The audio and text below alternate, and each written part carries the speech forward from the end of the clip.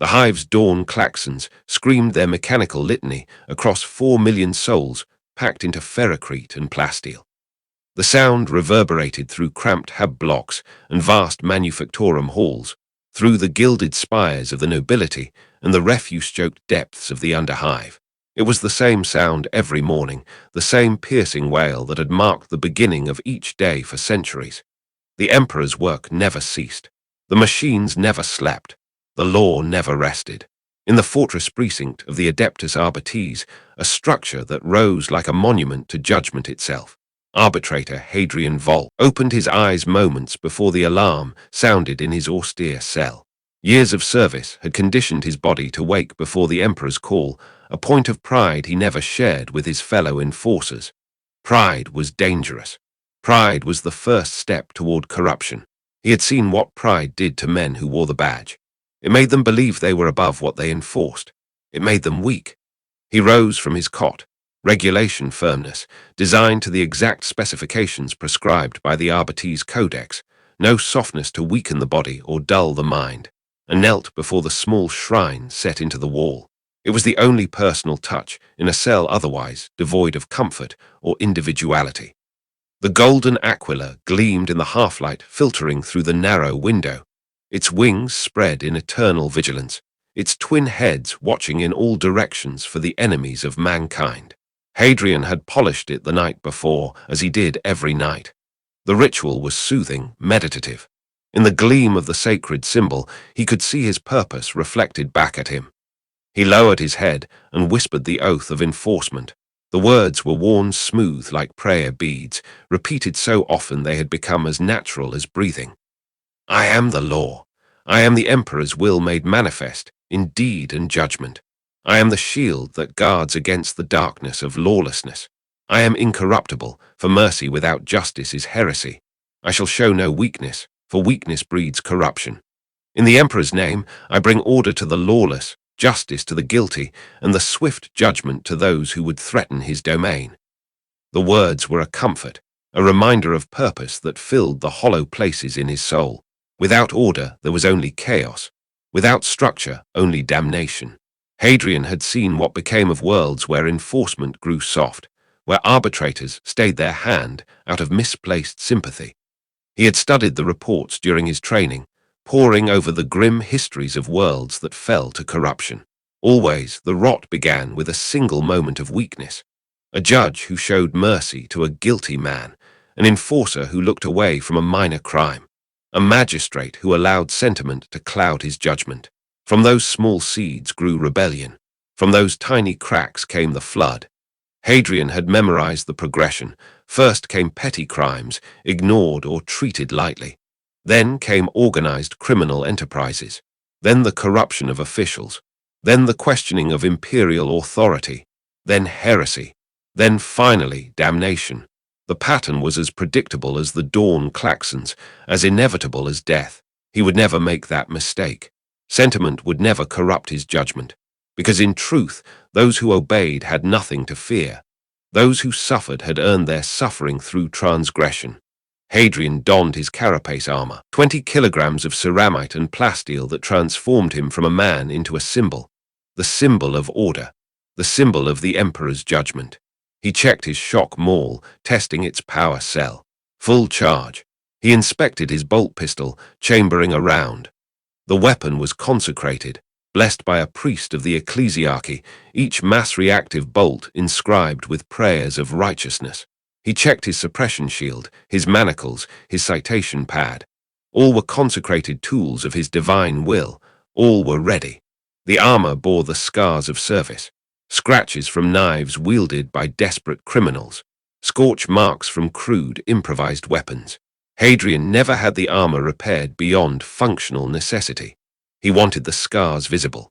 He wanted citizens to see that justice had been tested and had not broken. The morning briefing was brief and efficient, as befitted servants of the Emperor's justice.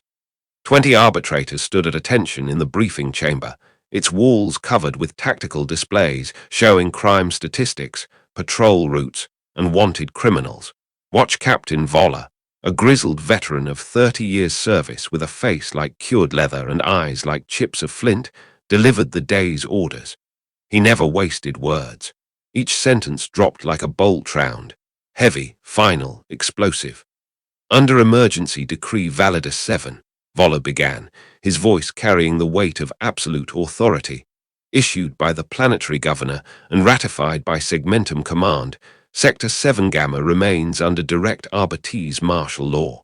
All imperial, planetary, and municipal regulations fall under our jurisdiction until stability is restored. He paused, letting the words settle like a judge's gavel. The sector has been granted 60 days to meet production quotas or face administrative dissolution. The implications hung in the air. Administrative dissolution meant the sector's population would be replaced. Hab blocks would be emptied, families separated, workers reassigned to other hives, other worlds, wherever the Imperium's grinding machinery demanded. It was a fate worse than death for most citizens, who knew nothing but their corner of the hive. Voller continued with the day's intelligence. Minor infractions reported in Sector 7 Gamma, graffiti appearing with increasing frequency. Workers failed to report for their shifts, causing productivity delays. A wandering preacher operating near the lower hab stacks, his sermons bordering on unsanctioned. A reported disturbance at a local market, details unclear. The usual litany of human weakness and criminal negligence. Emergency powers were rarely granted, but 7 Gamma had earned them. 6 months of declining productivity, rising crime rates, 3 attempted worker strikes, each more brazen than the last. The rot had spread too deep for local enforcers to root out.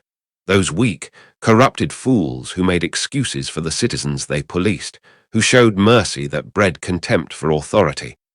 Now the Arbites held absolute authority and absolute responsibility. If the sector failed to recover, the blame would fall on them. Hadrian volunteered for patrol duty in 7 Gamma before Voller could assign it. The sector had shown increasing signs of citizen non-compliance over the past month. Citations were up 40%. Graffiti incidents had tripled. Workers were increasingly late to their shifts, offering pathetic excuses about broken transit lines or sick family members. The sector needed a firmer hand. Voller nodded approval, the scar across his jaw tightening. See that order is maintained, Arbitrator Volk. The Emperor's eyes are upon us. The Emperor protects, Hadrian responded, the ritual words automatic. The law is eternal. Voller completed the litany, then added in a lower tone. And Volk, don't let sentiment cloud efficiency. That sector needs clarity.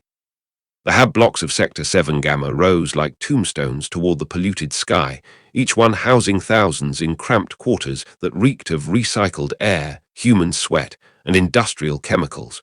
The buildings were ancient, constructed centuries ago when the hive was young. Now they were crumbling, held together by prayer and regular infusions of plascrete patch. Water stains ran down their facades like tears. Windows were covered with metal shutters to keep out the corrosive rain.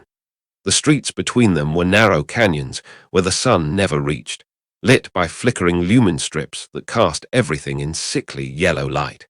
Hadrian walked these streets with his partner, a younger man with only 5 years of service. Krug was competent but soft. He sometimes hesitated when issuing citations. He sometimes listened too long to citizen excuses. Hadrian tolerated it because Krug was learning, and because the younger man had a gift for reading crowds, sensing when tension might erupt into violence, a useful skill, even if it came packaged with too much empathy. Krug had a nervous habit of adjusting his helmet's chin strap when uncomfortable, clicking it in and out of place. He was doing it now as they walked, the small sound lost in the echo of their boots on ferrocrete worn smooth by millions of feet over hundreds of years. Citizens parted before them like water before the prow of a ship. Some kept their eyes downcast, shoulders hunched in submission. Others watched with barely concealed resentment, hatred simmering beneath a thin veneer of compliance. Children scurried out of their path. Street vendors fell silent. Even the feral dogs that roamed the streets in packs gave them a wide berth. Good. Fear kept them compliant. Fear reminded them of the consequences of transgression. Near Habstack 47, a towering structure of corroded metal and crumbling plascrete that housed over 10,000 souls in conditions that would have broken lesser men. Hadrian spotted her, an elderly woman, hunched and worn by decades of labor in the emperor's service, clutching a package wrapped in threadbare cloth. Her movements were furtive, nervous. She kept glancing over her shoulder as she hurried along the street. Something about her behavior triggered Hadrian's instincts, honed by 15 years of watching for the telltale signs of guilt. The way she hunched over the package, the way her eyes darted, the way she flinched when she noticed his patrol approaching. Hadrian raised a gauntleted hand, the ceramite and plasteel of his armor catching the dim light filtering through the pollution haze. The gesture was simple, authoritative, undeniable. "Citizen, stop for inspection." The woman froze as if shot. Her weathered face went pale beneath its layer of industrial grime. For a moment, Hadrian thought she might run. They sometimes ran, the guilty ones. But she was old and tired, and there was nowhere to go. There was no escape. The woman's name was Vessa, her identchip revealed when Hadrian scanned it with his data slate. Age 73. 40 years of loyal service in the textile manufactorum. The package she clutched contained corpstarch rations, 3 units, each stamped with distribution codes from Sector 9, not her assigned sector. "These rations are not assigned to your sector," Hadrian said, his voice flat and emotionless, stripped of any hint of humanity, leaving only the voice of judgment. "Explain." Vessa's hands trembled as she clutched the package tighter, as if that could somehow protect her from what was coming. Her voice, when she spoke, was thin and cracked with age and fear. "My granddaughter, honored arbitrator. She lives in Sector 9. She sent these. I haven't seen her in 2 years. She wanted to. Irrelevant." Hadrian's voice cut through her explanation like a power sword through flesh. He didn't need to hear the rest. The why never mattered. Only the what. Only the law. Ration distribution is regulated by imperial decree. Cross-sector transfer of food without proper authorization constitutes hoarding and potential black market activity. You are in violation of Imperial Supply Regulation 336, subsection Gamma. "But I wasn't selling them. I was just..." The regulation makes no distinction between sale and unauthorized transfer. The law is clear. Krug shifted uncomfortably beside him, his hand moving to his chin strap. "Click, click. Sir, perhaps. We're Arbites, not local enforcers," Krug said carefully, his voice low. "Ration distribution violations. Shouldn't that go through civil administrators first? This seems like..." Hadrian's voice turned cold. "The emergency decree grants us jurisdiction over all regulations within 7 Gamma. All law is the Emperor's law. All enforcement is his will." He turned his helmeted head toward his partner. "Or would you prefer we wait until ration theft becomes organized smuggling, until smuggling becomes black markets, until black markets become heretical cults? We cut the rot when it's small." Krug's hand dropped from his chin strap. He said nothing more. Hadrian turned back to Vessa, pulling out his citation pad. "You will surrender the contraband rations. You will pay a fine of 25 throne geld, half your monthly stipend. Failure to pay within 7 days will result in arrest and sentencing to penal labor. Do you understand?" Vessa's eyes filled with tears. 25 throne geld.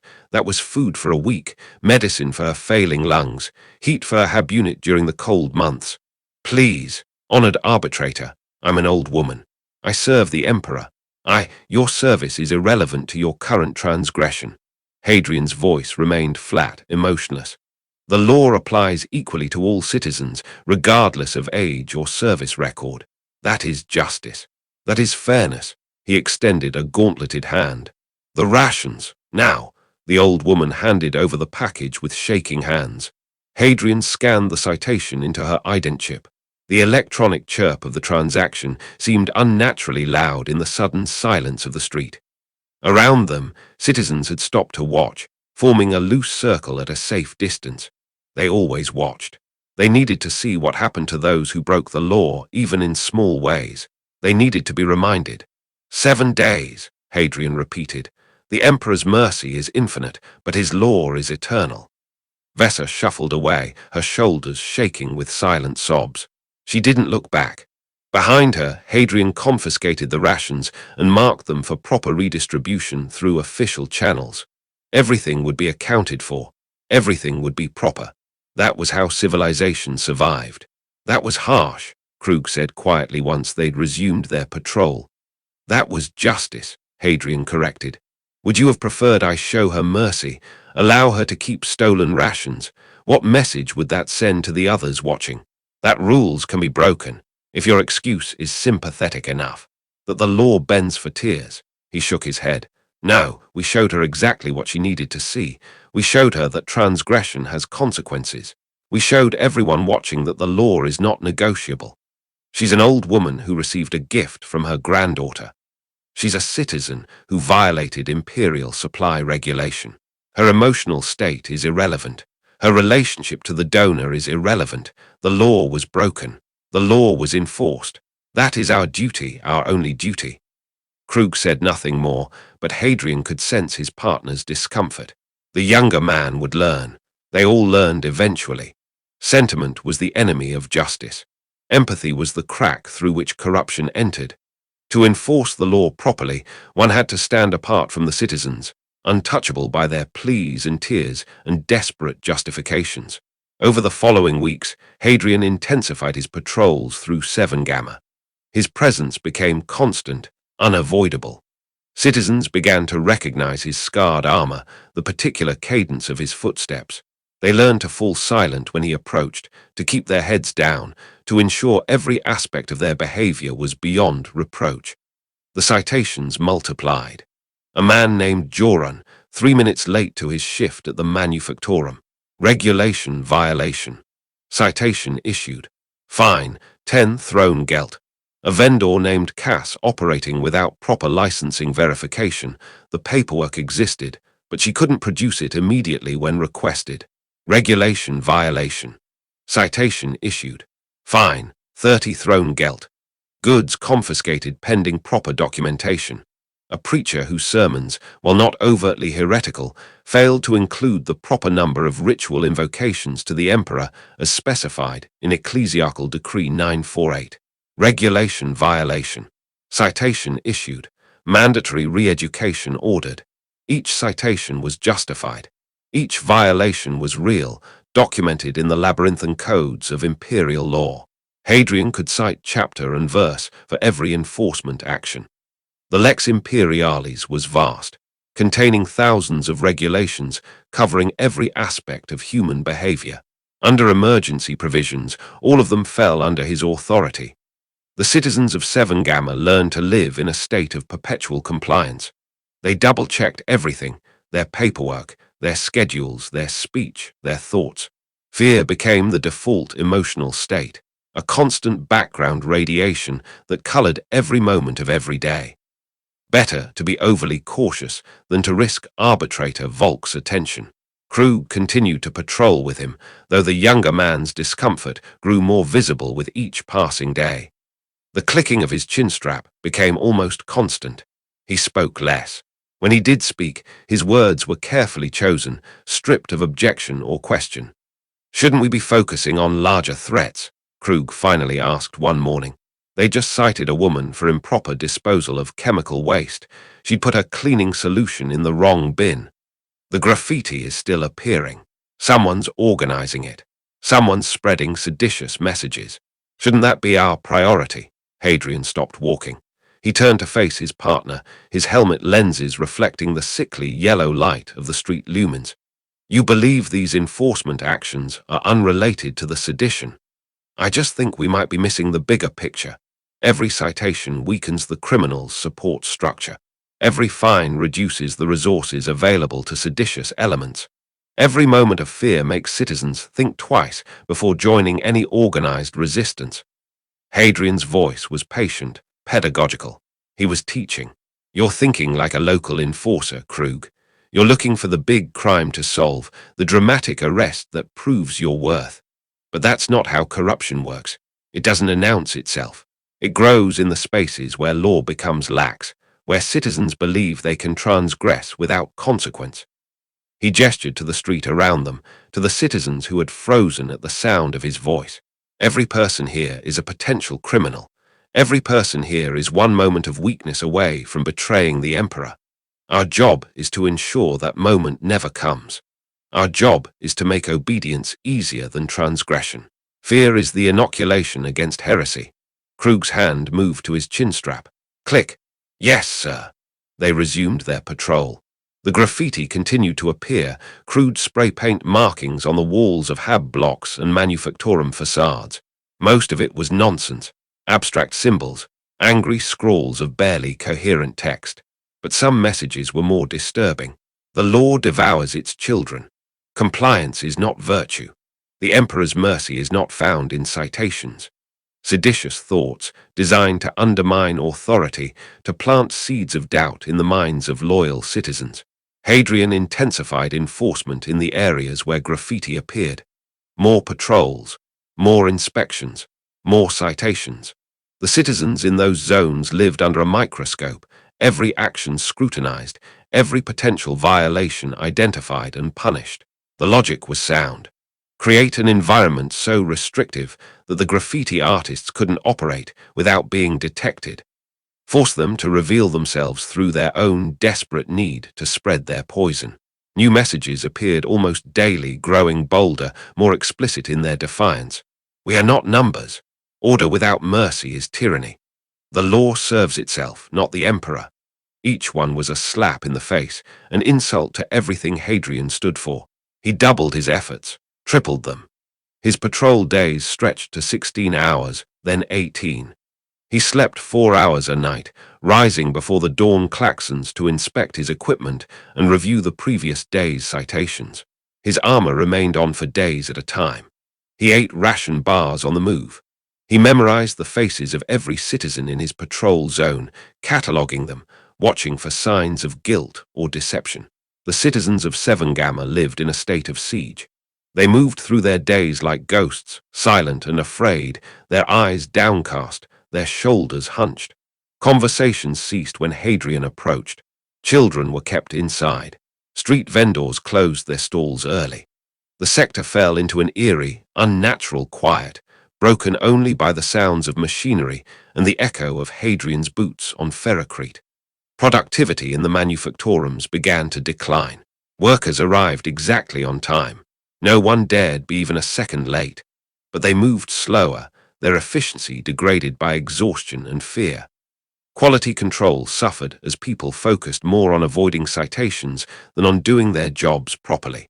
The quota numbers, already concerning, began to drop further. Hadrian dismissed it as a temporary adjustment period. Once the seditious elements were rooted out, once perfect compliance was achieved, productivity would recover. 5 weeks after Hadrian's intensified enforcement began, the riots started. It began in the market district, a cramped area of stalls and vendors where citizens gathered to trade their meager possessions and purchase necessities. Hadrian had been conducting his usual patrol when he noticed a crowd gathering. Larger than usual, their body language tense, aggressive. The nervous energy that preceded violence crackled in the recycled air. He moved to investigate, Krug at his side. As they approached, the crowd didn't disperse as it should have.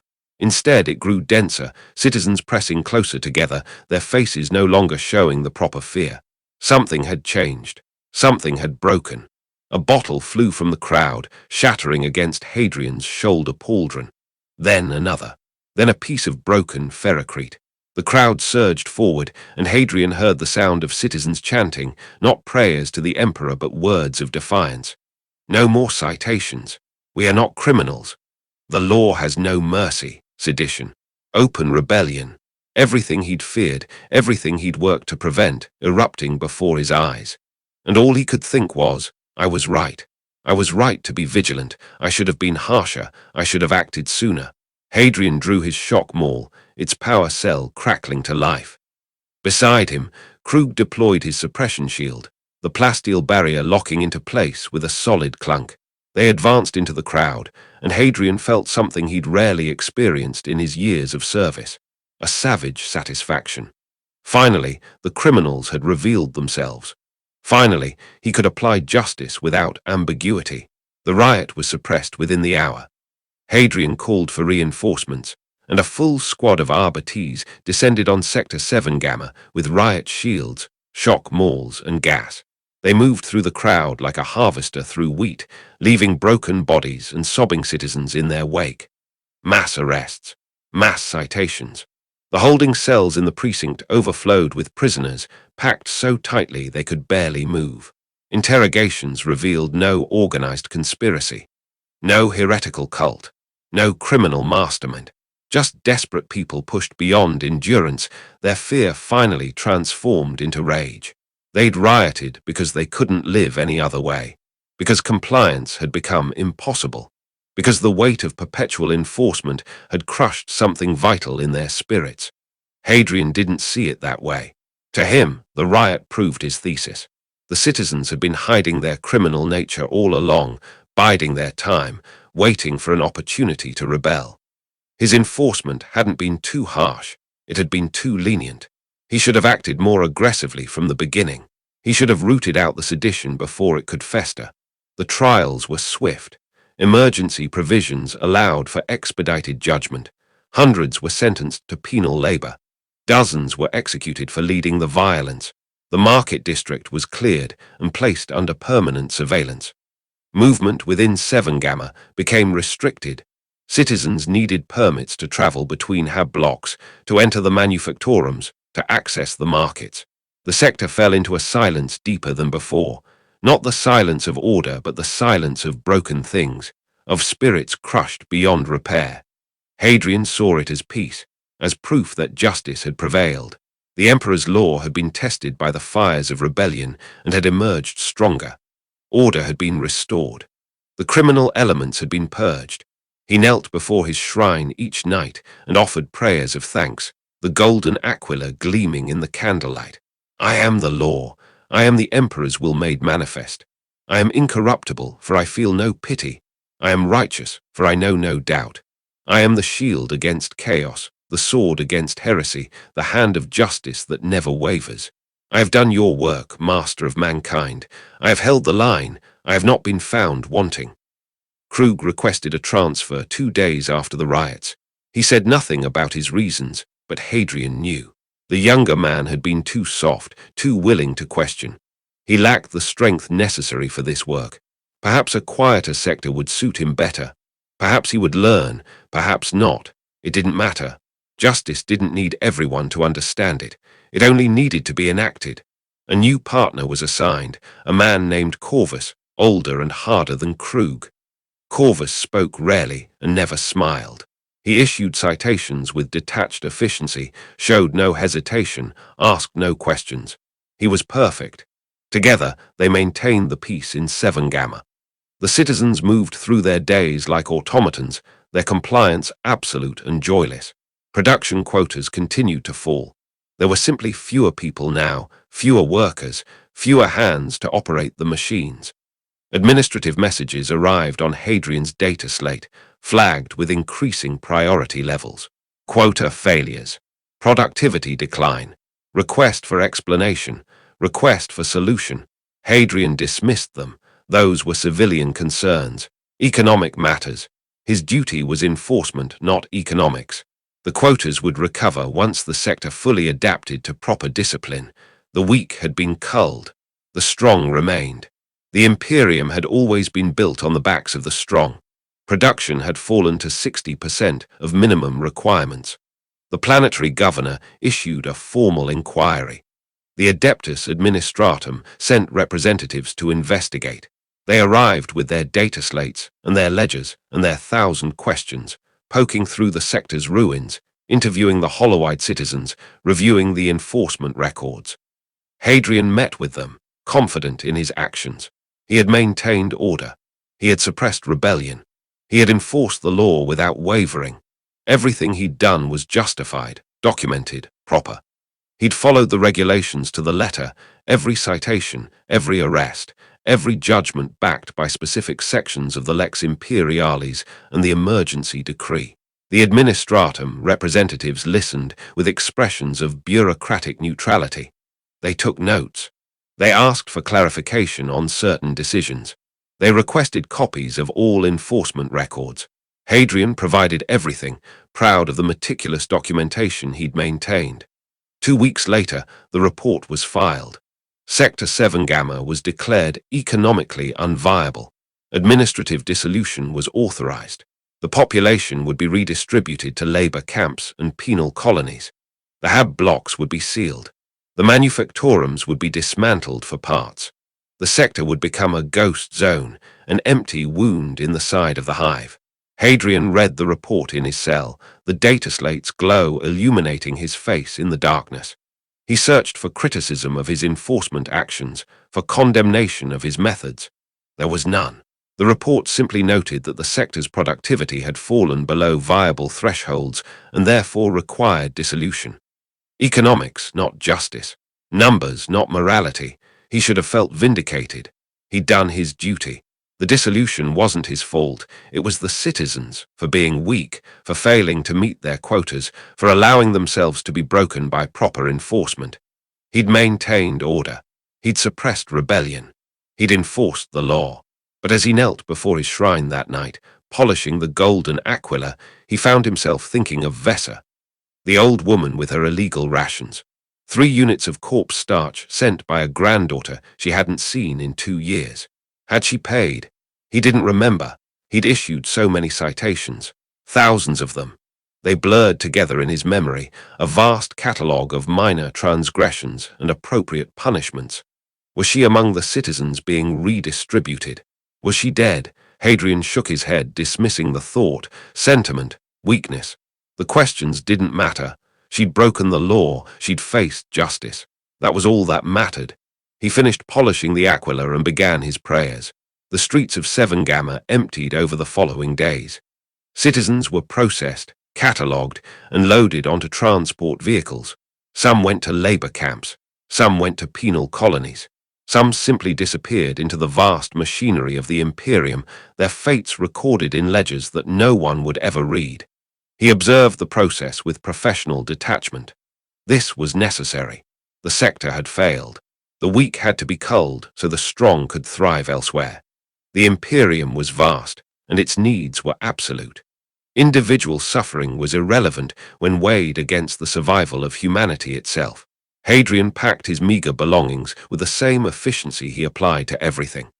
A spare set of robes, his maintenance kit for his armor and weapons, his personal copy of the Lex Imperialis, bound in leather, its pages worn from constant study. The aquila from his shrine. He would set it up again in his new cell.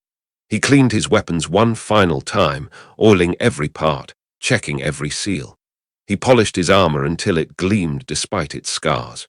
He said his prayers, long and fervent, thanking the emperor for the opportunity to serve again.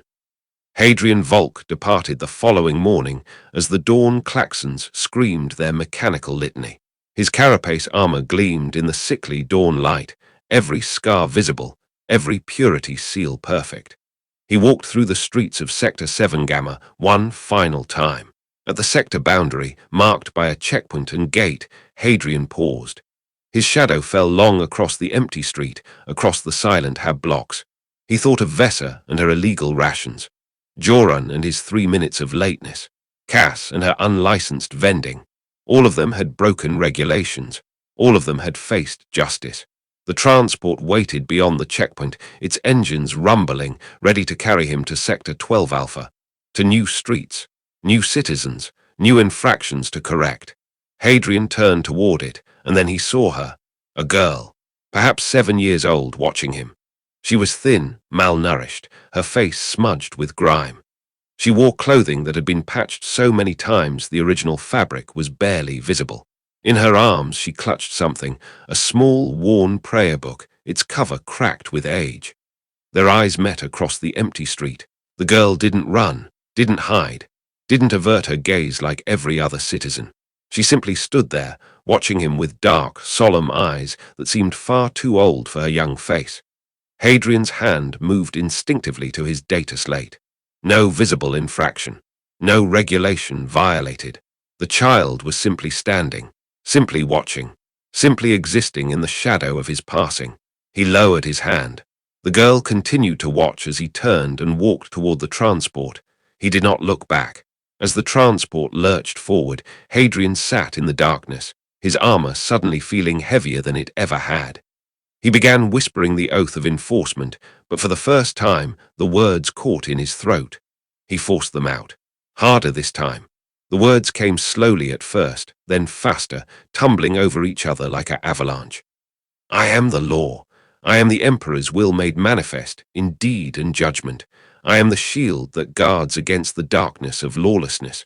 I am incorruptible. By the time he finished, his voice was steady again, strong. The momentary weakness had passed. Sentiment was dangerous. Pride was dangerous. Doubt was more dangerous still. The rot always began with a single moment of weakness. Behind him, in the empty streets of Seven Gamma, the girl would remember the arbitrator who had destroyed her home. She would remember his armor, his scars, his cold eyes. She would remember, when she was older, what justice looked like in the Imperium of Man. And tomorrow, the dawn klaxons would scream just as they had today.